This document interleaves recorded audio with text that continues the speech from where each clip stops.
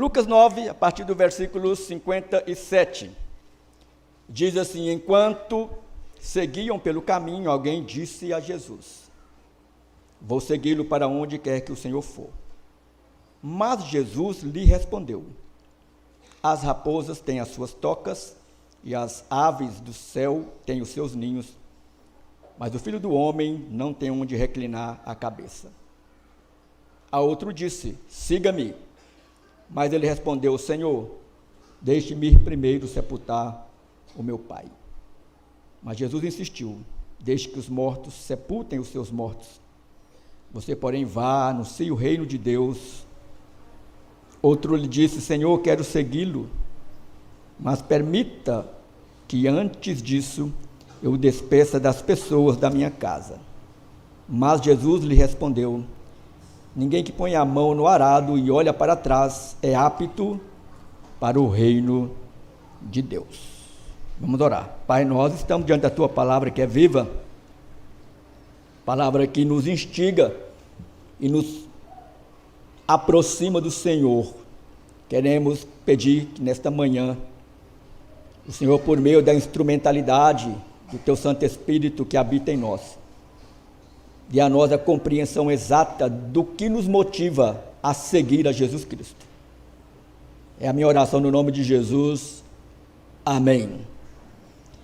Quando você abre capítulo 9 de Lucas e você fazer uma leitura bem detalhada, você vai perceber que Lucas ele está registrando 4 atitudes de Jesus concernente aos seus discípulos e àquela grande multidão que acompanhava. Capítulo 9, do versículo 1 ao versículo 11, Lucas vai demonstrar aqui a autoridade de Jesus em separar, escolher 12 homens e enviá-los, a missão que ele tinha proposta para estes homens. Quando você chega no capítulo 9, versículo 12 ao 17, você vai encontrar Jesus proporcionando alimento para uma grande multidão, mais de 5.000 homens. E aqui Lucas, ele revela o Cristo que tem poder, o Cristo que é o pão de Deus que desceu do céu para que todo que dele comesse não tivesse mais fome.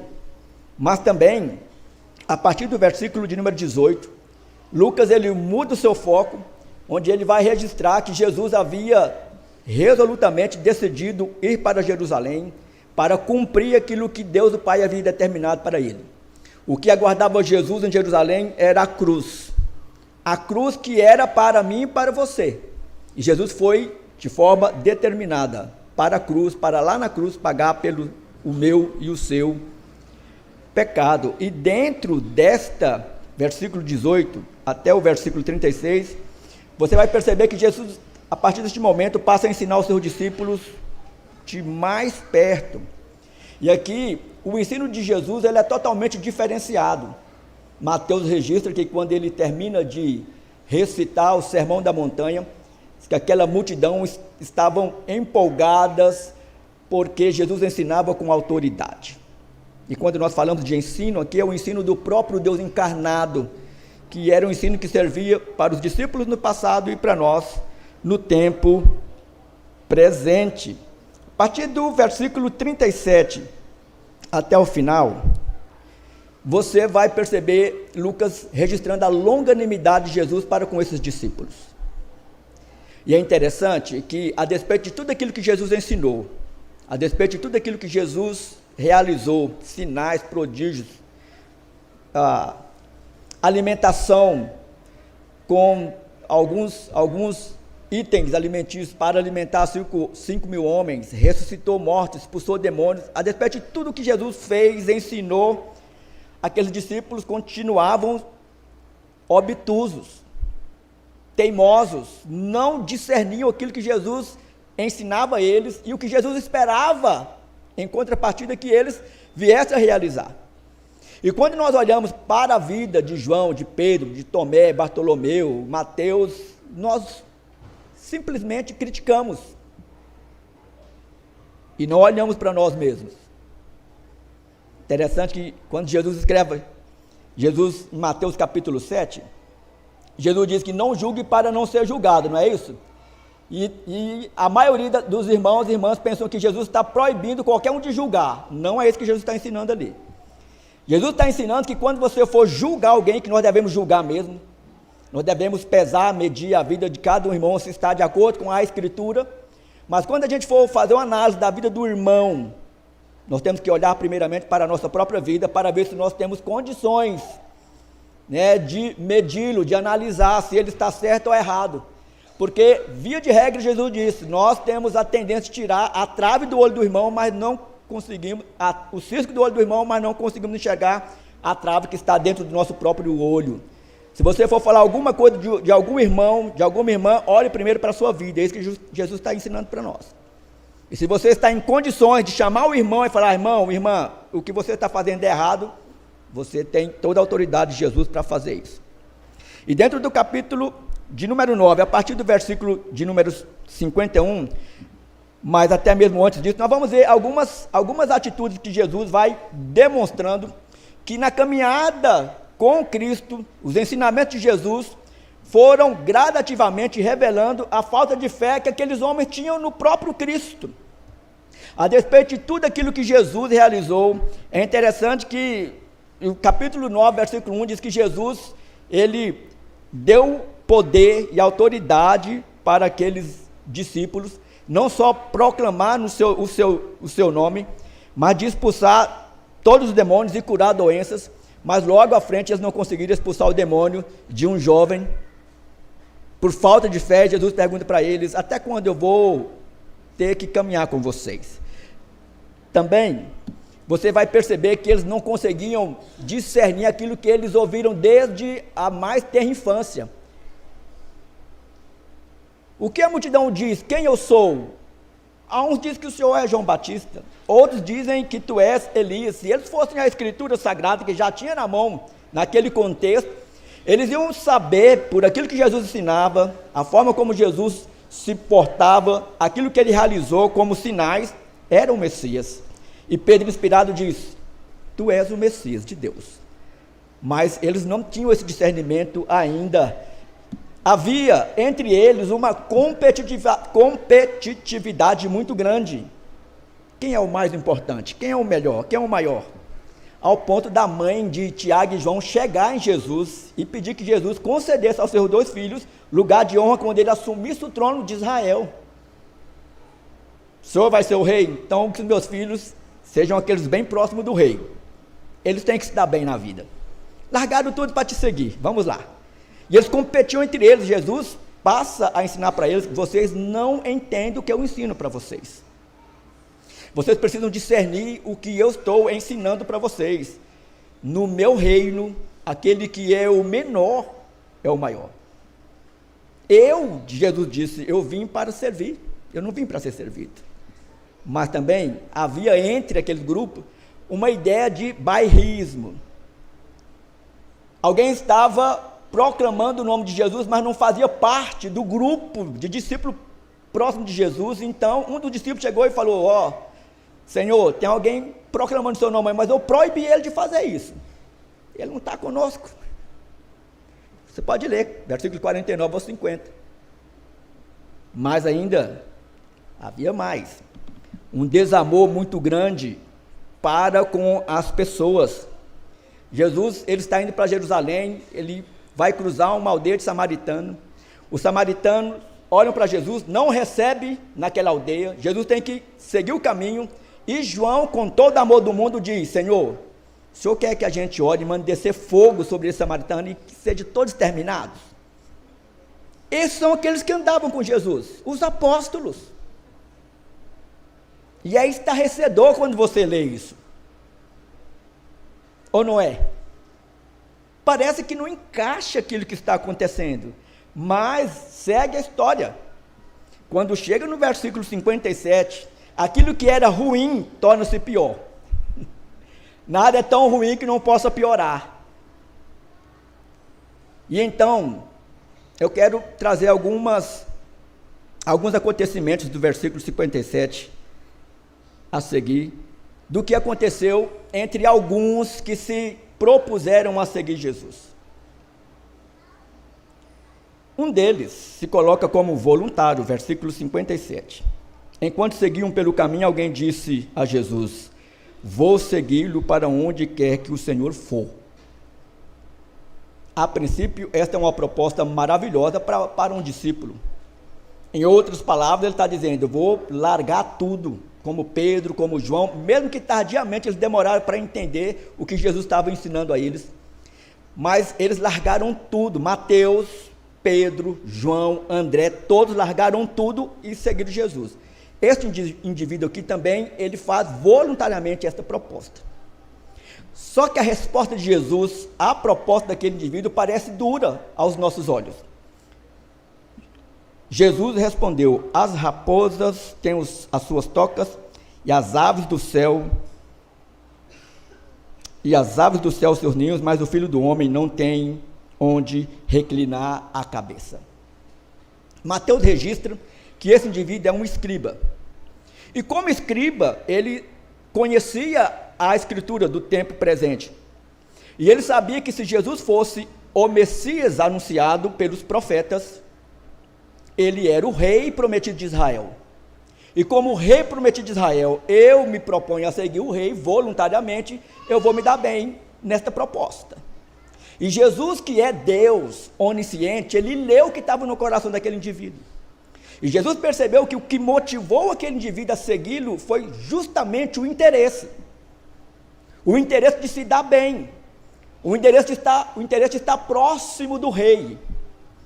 Nós sabemos que nenhum de nós aqui temos condições de desejar e adentrar a presença do presidente da República hoje, que está no governo atual, de uma forma simples.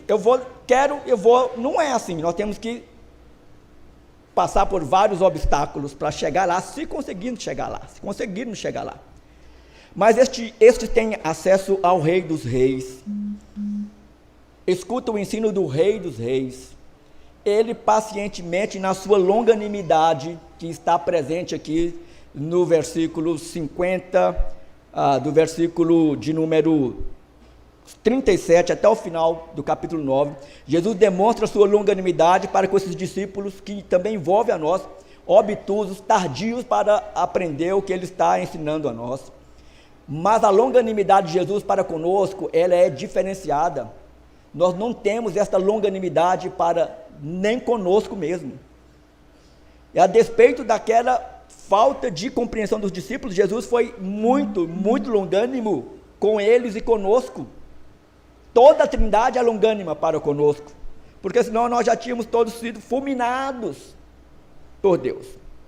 Então, Jesus, ele responde àquele indivíduo sabendo o que está no coração dele. E eu quero falar uma coisa para você nesta manhã.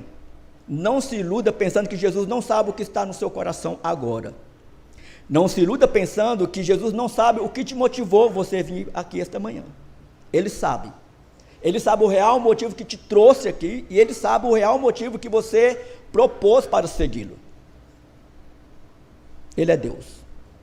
Então, nós precisamos sempre perguntar, de uma forma muito sincera, o que me motiva a seguir e a servir Jesus Cristo. Mas também, mostra que esse indivíduo, o outro indivíduo, que ele é chamado por Jesus, e pensa o privilégio desse indivíduo ser chamado por Jesus.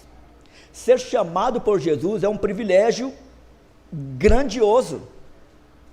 É você, dentre uma multidão, Deus olhar para você e falar: siga-me. Foi o que ele fez com você e comigo.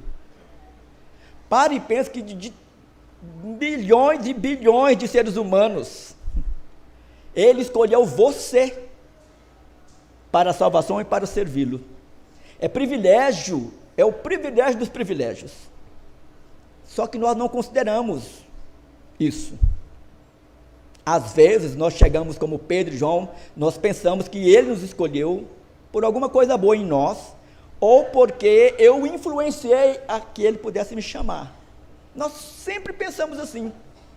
A nossa motivação, se não vigiada, ela é sempre errada. Por isso que a nossa motivação, o nosso centro de motivação sempre tem que ser o próprio Jesus Cristo. E Jesus então chama esse indivíduo: siga-me. Mas ele respondeu: Senhor, deixe-me ir primeiro sepultar o meu pai. E aqui esse indivíduo mostra que a prioridade dele estava completamente equivocada. Porque Jesus, ele, quando nos chamou, ele deseja que a prioridade da nossa vida, a partir daquele momento, seja ele, somente ele. E aqui Jesus não está dizendo que nós temos que abandonar nossos pais, Jesus não está dizendo que a gente tem que ser insensível, não é isso. Jesus está dizendo que a prioridade da nossa vida, do discípulo que é chamado por ele, tem que ser ele. E ele chega a dizer isso: aquele que ama mais o seu pai e a sua mãe do que a mim, aquele que ama mais o seu irmão, a sua irmã, mais do que a mim, não é digno de andar comigo. O nosso Deus, ele é extremamente exigente, porque, irmãos, mesmo quando nós desprendemos de tudo, e que nós largamos tudo para seguir Jesus, nós ainda continuamos tropeçando nesta caminhada discipular todos os dias, porque nós sempre estamos abrindo brecha para que nós tenhamos outras prioridades. E ontem eu lembro da palavra do reverendo Saulo para os homens lá no nosso encontro: a prioridade da nossa vida, irmãos e irmãs, é Cristo Jesus. Coloque isso em prática a partir de hoje, se você não está praticando. Então, a forma como Jesus diz: deixe os mortos, que os mortos sepultem os seus próprios mortos, é como Jesus está dizendo para ele: você quer me seguir, mas você não quer pagar o preço devido. E o discípulo, para me seguir, ele tem que tomar a sua cruz, e ele tem que me seguir. Há um sacrifício a ser pago, não um sacrifício que traz vida, que esse já foi feito por Cristo, mas o sacrifício é que a gente se desvincule, desapegue de tudo aquilo que atrapalha a nossa jornada de pegar a nossa cruz e seguir o nosso mestre. Então a nossa prioridade tem que ser Cristo, somente Jesus Cristo. Mas ainda há um terceiro indivíduo aqui. O terceiro indivíduo também, ele é voluntário, e ele diz: Senhor, quero segui-lo, mas permita-me que antes disso eu despeça das pessoas da minha casa. Duas questões interessantes aqui, que esse indivíduo, e a leitura é feita por Jesus, e a resposta de Jesus é: ninguém que põe a mão no arado e olha para trás é apto para o reino de Deus. Quantas vezes nós já cantamos Quem tem posto a mão no arado, do grupo Logos, sem considerar o que Jesus está exigindo de nós? E esse indivíduo que se voluntaria para seguir Jesus, ele tem algumas questões que estão travando o seu caminhar. Primeiro, ele tem um foco errado. O foco de servir Jesus, de seguir Jesus, está equivocado. Mais uma vez, a prioridade não é Jesus. E segundo, ele não considerou que o tempo presente, como naquele tempo também, se faz urgente seguir Jesus e proclamar Cristo. Há uma urgência que grita a nós: proclame Jesus agora, a tempo e fora de tempo. Nós estamos dentro de um tempo, irmãos, que, como foi o cenário de todos os tempos, nós somos a geração compromissada a anunciar Jesus agora. Agora. Não podemos transmitir isso para os nossos filhos, não podemos transmitir para as próximas gerações. O dever é nosso.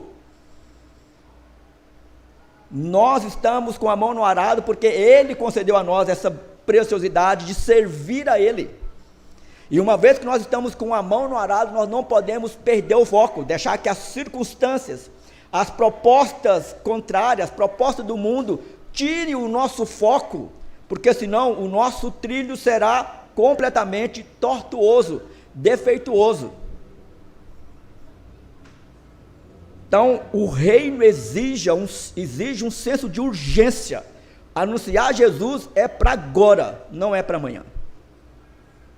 não é para protelar mais. A partir de agora, nós temos este compromisso, sempre tivemos. E assim como João, Pedro e os demais apóstolos, os demais discípulos, no decorrer da história, até o dia de hoje, até o nosso dia, tiveram e têm dificuldade para compreender isso, Cristo continua aplicando a mesma longanimidade que Ele aplicou lá no passado para com você e para comigo hoje. Cada dia que nós protelamos, que não testemunhamos, que não anunciamos, a longanimidade de Cristo está sobre nós.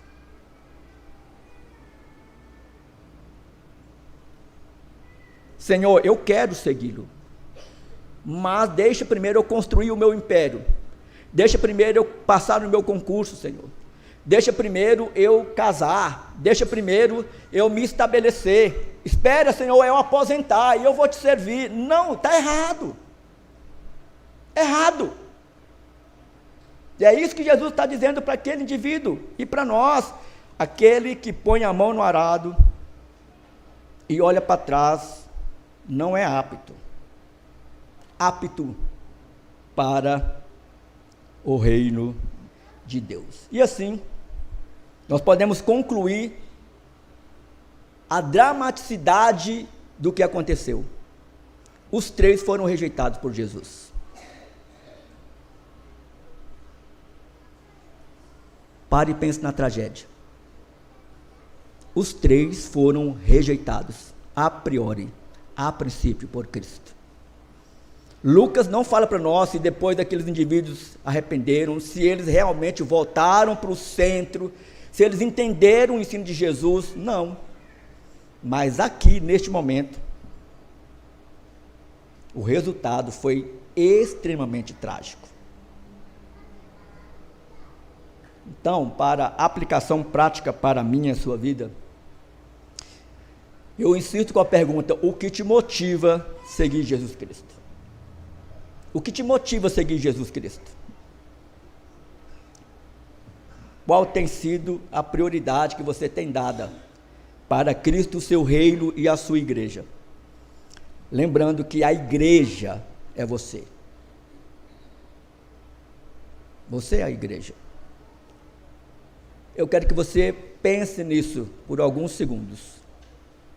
Feche seus olhos. Eu quero que você sonde o seu coração aí agora. Se Jesus tem sido a sua prioridade, de fato e verdade. Ou se você tem colocado outras prioridades. Se Jesus tem sido o seu foco, ou se você está olhando para trás. Jesus tem que ser o seu foco. Olhando para o autor e consumador da nossa fé, como diz Hebreus capítulo 12. E você pode responder para Jesus. Porque eu também vou responder a pergunta que eu faço a mim mesmo, porque em nada eu sou diferente de vocês. Eu sei que essa longanimidade de Jesus está sobre mim todos os dias, porque todos os dias eu falho com meu mestre. Vamos orar. Deus, nós queremos, no nome de Jesus, pedir perdão para o Senhor, porque às vezes agimos como estes três indivíduos, dois voluntários, um que o Senhor arregimentou para o teu corpo de discípulo, para servir a Ti e ao Teu reino, à Tua igreja, mas sempre temos, ó Deus, um senso de urgência equivocado, estamos sempre preocupados, ó Deus, e olhando para trás e para os lados, e também, ó Deus, para a tristeza nossa, às vezes seguimos o Senhor por motivos interesseiros. Tem misericórdia de nós, tira isso do nosso coração, para que nós possamos trilhar o Teu caminho, e que o Senhor possa ter prazer e alegria em nós, para que nós possamos servir o Senhor com alegria, Senhor, em tudo aquilo que o Senhor já nos concedeu, de dons, de talentos, para que a Tua igreja seja edificada, e o Teu nome seja glorificado, hoje e para todo sempre. Oramos no nome de Jesus. Amém.